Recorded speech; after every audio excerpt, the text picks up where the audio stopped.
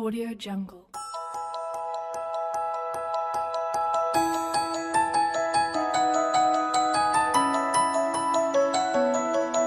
Audio Jungle.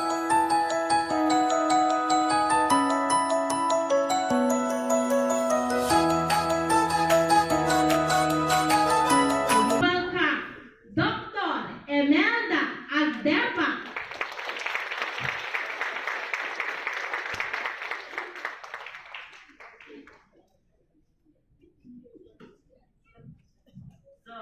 Magandang gabi po sa ating lahat. To all our valued partners and guests, a pleasant evening, and I hope all of us today have been really enticed with the very, very good MC, the excellent MC, Love Anywhere. Love you, ma'am. So, my topic is actually on micronutrient deficiency. Can you just give me the first slide? So, zooming in on micronutrient malnutrition and R&D efforts to address micronutrient malnutrition. So, for those who are with who have similar profession as myself as a nutritionist, please bear with me because I'm giving you basic information just actually to set the stage for all of us and understand each of the terminologies that we'll be going to present to you this evening. No? So, what are micronutrients? These are very basic. So, palagi po natin sinasabing, marami tayong problema sa micronutrient deficiencies. But what are these micronutrients? What is micronutrient? So, micronutrients are dietary components, often referred to as vitamins and minerals. So, that's very simple. These, which although only required by the body in small amounts, they are actually vital to the development of disease, prevention, and well-being. Therefore, our body needs very little amount of micronutrients, but if these micronutrients are lacking even in small amount in our body, of course, we have to suffer from deficiencies, and these are actually resulting to diseases. Micronutrients are not produced in the body and must be actually derived from the diet. Some are actually derived from the diet. That's why we call this indigenous micronutrients. You have to obtain it actually from our diet. So, ano po yung mga importanteng micronutrients na sinasabi natin ngayon? Palagi po natin tinutukoy, ano ba yung iron, ano ba yung mga zinc na yan, vitamin A o kaya folate. So these are actually some of the micronutrients that are actually important that is to be discussed this evening. So iron is an essential mineral critical for motor and cognitive development. It is actually needed in the formation of hemoglobin. We keep on saying, magpa-CBC ka para malaman mo ang hemoglobin. And what is hemoglobin? It's actually the red coloring of your blood. Therefore, if one looks very white, no, you should not assume that she is really white. It might be that whiteness is paleness. And therefore, if you are very pale, you lack iron because you lack red blood cells. No? So vitamin A is essential to support healthy eyesight and immune systems. So if there is no vitamin D, we easily get the illness or infections. Zinc is also a mineral that promotes immunity resistance to infection and proper growth and development.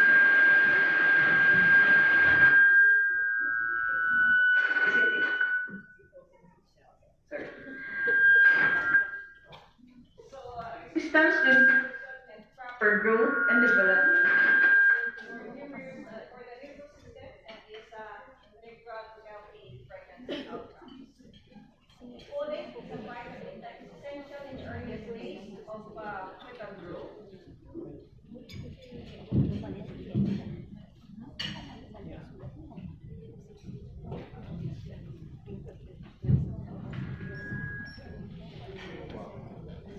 Hawakan ko na lang daw. So, folate is a vital it's a vitamin that is essential in the earliest days of fetal growth to healthy development of the brain, spinal cord, and skull. Sufficient levels of folate in women prior to conception can actually reduce neural tube defects. So therefore, folate is actually very good or very essential in brain development. Therefore, it is really required for a pregnant women during the conception period to really at least have already iron folate supplements. And what is actually micronutrient malnutrition, or commonly called micronutrient deficiency? This is actually a condition when food intake is less than body needs for prolonged period of time. Hindi naman kaagad-agad na kung ngayon ay kulang tayo ng kinain ng meat or vegetables, hindi ka agad-agad magmamanifest yan na ikaw ay kulang sa iron, ikaw ay kulang sa vitamin A or kulang sa vitamin C, no? It is actually a cumulative total of your exposures of inadequate intake for quite prolonged period of time. Micronutrient malnutrition is widespread in the industrialized nations, but even more so in developing countries like the Philippines. It can affect all age groups, but young children and women of reproductive age tend to be among those most at risk of developing micronutrient deficiencies. Micronutrient malnutrition has many adverse effects on human health, not all of which are clinically evident. That's why we said it's actually hidden hunger. No, it's just because manifestation is actually not so very evident in physical looks. Even moderate levels of deficiency can have serious detrimental effects on human function. What are the consequences? Of course, frequent attacks of illness, poor scholastic performance, poor cognition and attention span, and low productivity. I was just actually in another forum a while ago. I was just trying to say a story, saying that in one of my studies where I separated actually those children who were anemic and those children who were not anemic, the teacher in front was actually delivering lectures, no, in an elementary school. While we were actually at the back because we were observing attention span at that matter. So we were actually, the teacher herself did not actually know what the intention is. So we were at the back, and then you can see actually these children who are actually anemic, as already screened and identified by us. They are so makulit, and they always go out and then come back and then run inside the room, or trying to do something to other classmates. So ito yung sinasabi natin, after a few minutes of sitting down, the child, if he's anemic or suffering from any kind of maybe also iodine deficiency, that child is really having a lack of focus and attention span is very short.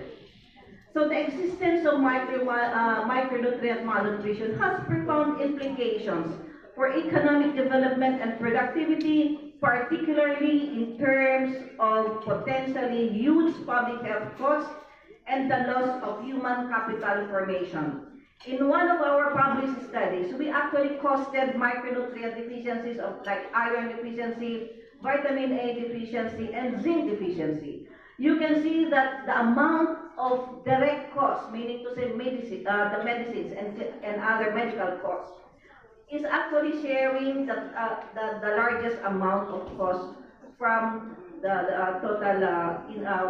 total budget of the country. No, so you can just imagine how profound the impact of micronutrient deficiency if we are suffering, like if children and the population is suffering from this.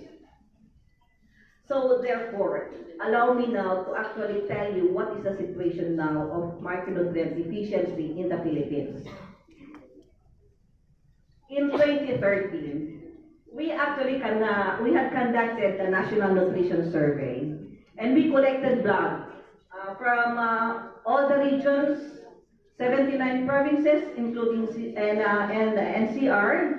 We covered 3,377 enumeration areas, and we covered also from this we had 36,634 households, and we actually had a final sample size of about 191,316 individuals. On anemia, we have found out that anemia prevalence in 2013 was actually 11.2.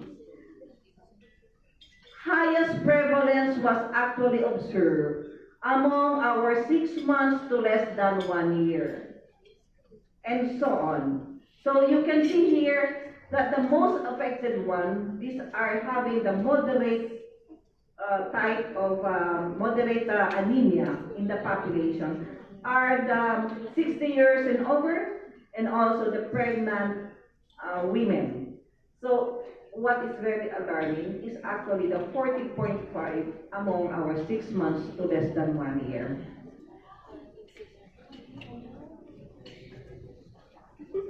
Let's see the trend. So in 1993, we have actually 20.9, and then it went up to 30.6. It went down to 19% in 2008. In 2013, it's gaining a reduction again of 11.2. Later on, you might ask me, I know already what you are thinking, bakit nga ba bumaba ang anemia rate sa Pilipinas? No? Later on, maybe after all the presentations, you can answer that.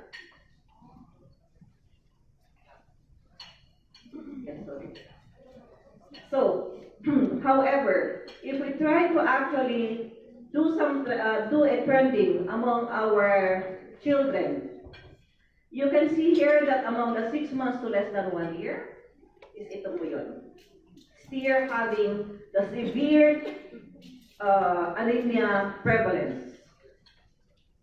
And for those 1 year to 5 years old, it's going down. The same holds true with the other with other age groups.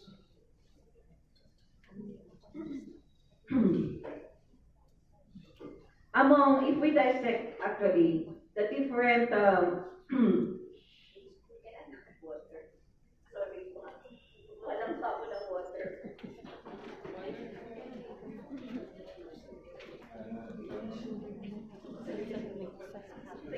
Pag tinignan po natin ito, nakikita po natin na yung prevalence natin talaga ng 6 months to less than 1 year ay talaga pong problema mula pa noong 1998, no? Nakikita po natin yan, 56.6, and then it went up to very severe form, a severe category, that is actually 66%.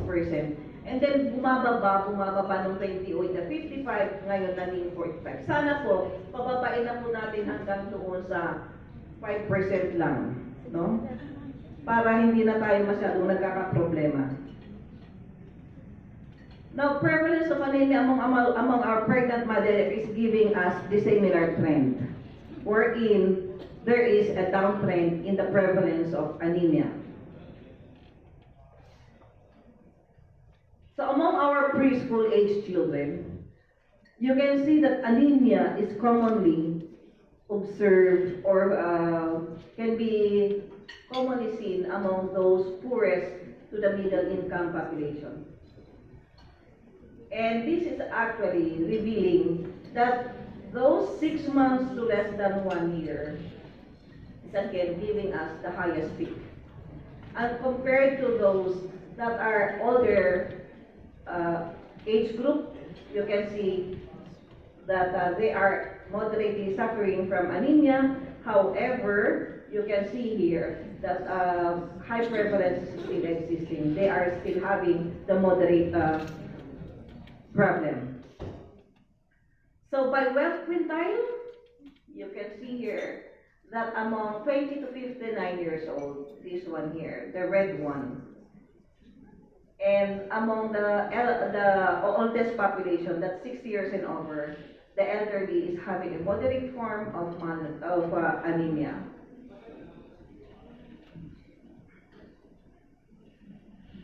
So in summary, overall, the 2013 National Nutrition Survey showed a decreasing trend in anemia prevalence among Filipinos, and anemia prevalence is severe among infants 6 months to less than 1 year, and anemia prevalence is moderate among pregnant and women and mild among lactating women. Highest prevalence of anemia was found among the poorest segments of the population. Let's move on with the vitamin A deficiency. So, kakulangan po ng vitamina A, no? So, ito po, nakita po natin, masaya na sana tayo noong 2008. Kasi po, nakikita po natin na ang VAT ay bumababa ng 15%. Hindi po natin nakikita po yung photo, no? So, noong 2013, medyo tumaas ng 20.4. The same trend is observed among our pregnant and lactating women. Bakit tumataas? It might be that efforts towards controlling vitamin A deficiency might not have been sustained, no? And then it is actually common in both geographical location, either the rural or the urban area. You can see here the prevalence across localities, no? And this is actually common again among our 6 months to 5 years and 6 months to less than 1 year, including actually the 1 to 5 years old. And among our preschoolers, it's the same scenario. It's giving us the high prevalence. And if you take a look on by region, you can see here that Zamboanga Peninsula is having the highest prevalence, and also the Ilocos region. And this is actually having those that are that are actually suffering from, if you exceeded this line, it's actually usually called the public health problem.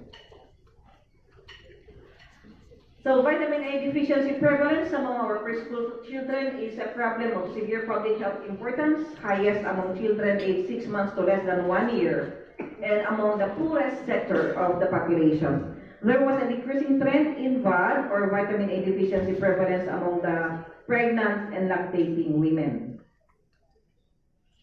The folate deficiency. Bihira po natin ito na i-report. It's just because seldom we had it in our National Nutrition Survey because it's very costly to actually determine folate deficiency in the population. So our data is only actually in 2008. So you can see here there are both the serum folate and the RBC folate. So serum folate is actually the one that is reflecting actually another indicator of the folate deficiency. And here in the Philippines, it's 13 to 19 years old, this one. The pink one is having the highest prevalence, including actually the 20 to 29 years old. So who are these? These are the women of reproductive age, no?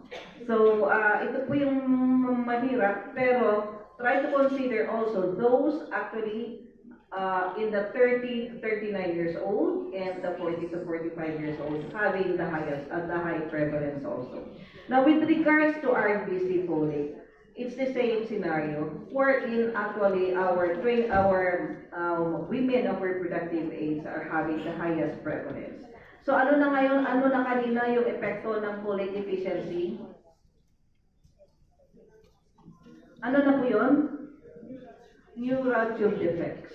Therefore, the brain is really affected, no? The brain of the child is affected. If that pregnant woman who is actually folate deficient will bear a child, then actually that child will be having a brain development that is not so mature, no?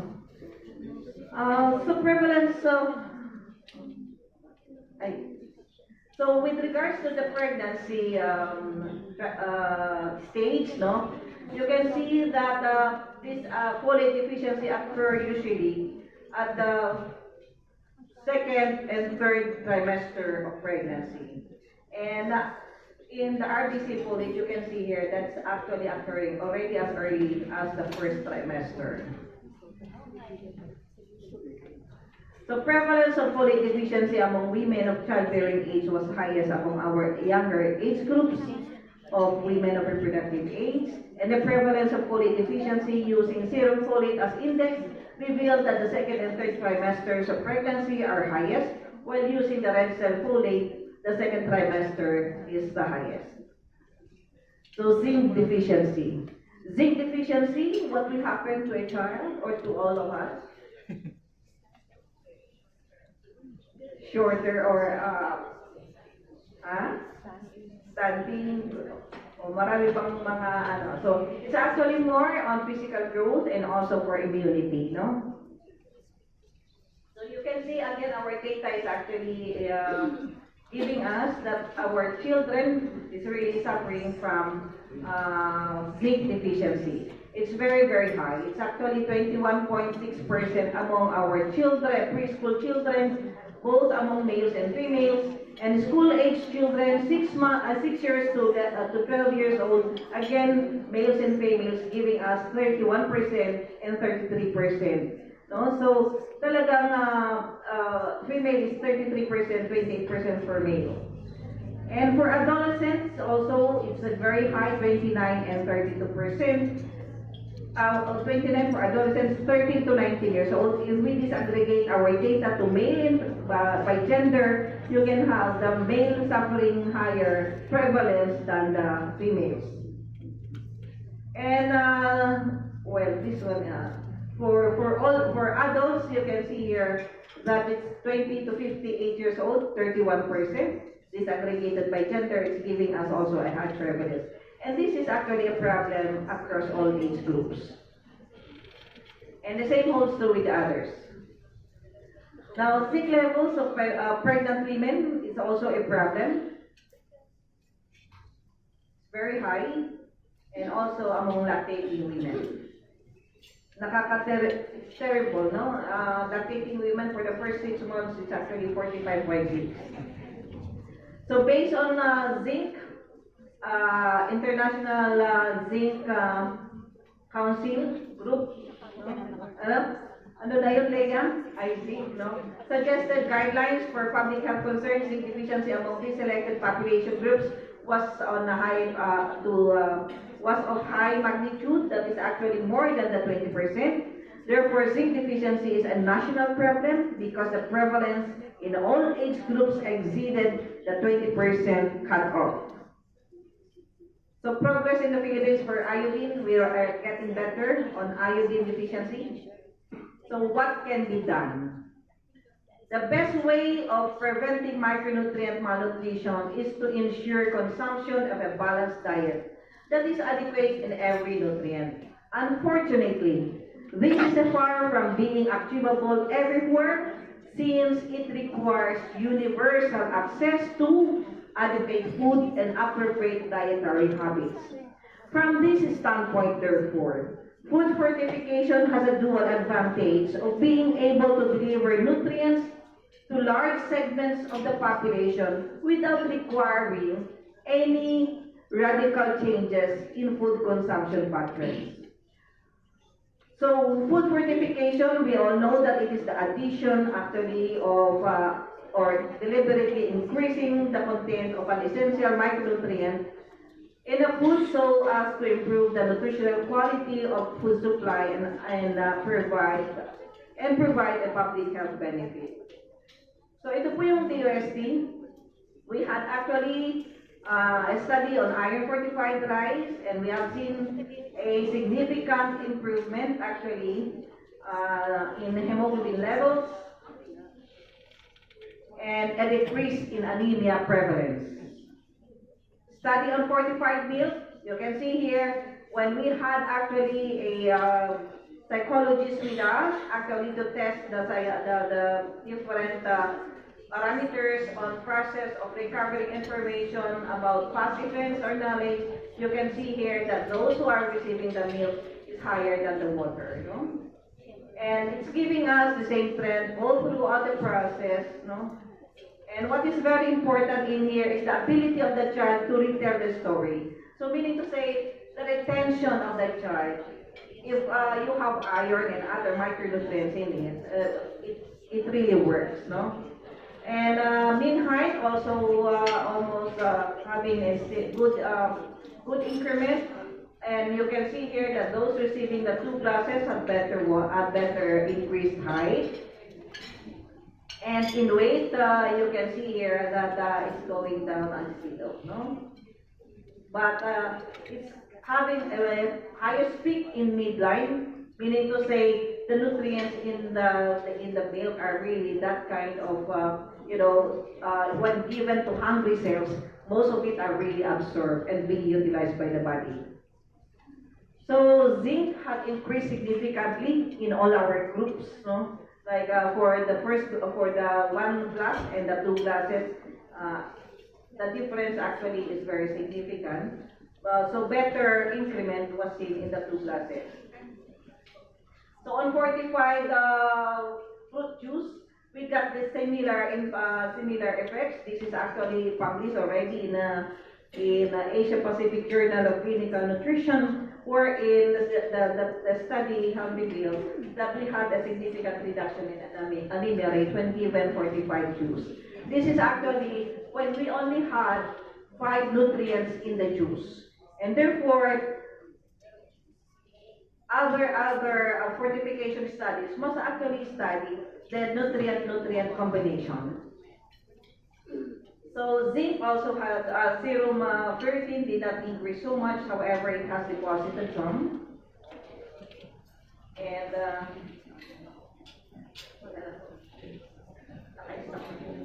so those are actually the R&D efforts of FNRI addressing micronutrient deficiency. What we actually like to have is to have really more efforts to have those kind of prevalences be having a further decline in the prevalence so that we will have a healthy Filipino population. Maraming salamat po.